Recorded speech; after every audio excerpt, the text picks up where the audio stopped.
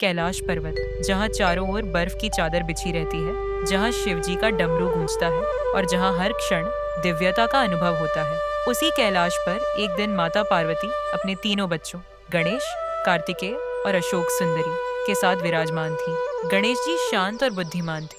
वे हमेशा परिवार को एक साथ रखने का प्रयास करते थे। कार्तिकेय वीरता और अनुशासन के प्रतीक थे, जबकि अशोक सुंदरी अपने मधुर स्वभाव और प्रेम से पूरे कैलाश में आनंद भर देती थी। एक दिन माता पार्वती ने सोचा कि उनके बच्चों के मन में एक दूसरे के प्रति कितना प्रेम और समर्पण है, यह संसार को दिखाया जाए। उन्होंने तीनों को अपने पास बुलाया और कहा, जो आज परिवार के लिए सबसे बड़ा त्याग करेगा वही मेरे हृदय के सबसे निकट होगा। यह सुनते ही कार्तिकेय अपने मयूर पर बैठकर निकल पड़े।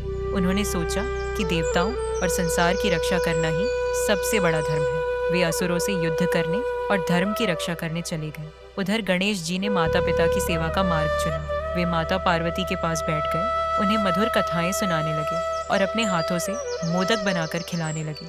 उनका मानना था कि माता पिता की सेवा से बढ़कर कोई धर्म नहीं। अशोक सुंदरी ने पूरे कैलाश को सजाना शुरू किया। उन्होंने फूलों से सुंदर माला बनाई, शिवजी के लिए भोग तैयार किया और माता पार्वती के चरण दबाने लगी। वे चाहती थीं कि जब कार्तिकेय वापस लौटे तब पूरा कैलाश प्रेम और आनंद से भरा हो। कई दिनों बाद कार्तिकेय युद्ध जीतकर लौटे। उनका शरीर थका हुआ था, लेकिन जैसे ही उन्होंने कैलाश को देखा, उनका मन प्रसन्न हो उठा।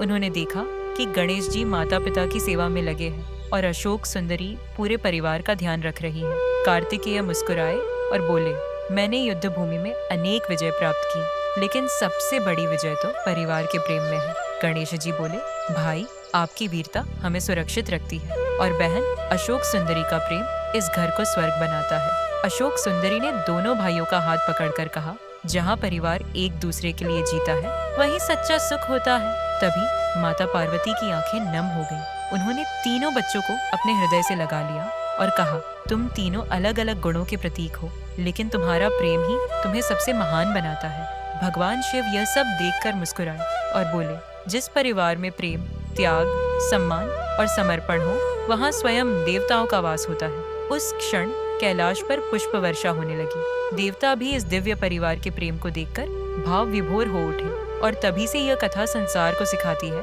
कि परिवार की सबसे बड़ी शक्ति धन या बल नहीं, बल्कि एक दूसरे के प्रति प्रेम, सम्मान और समर्पण है।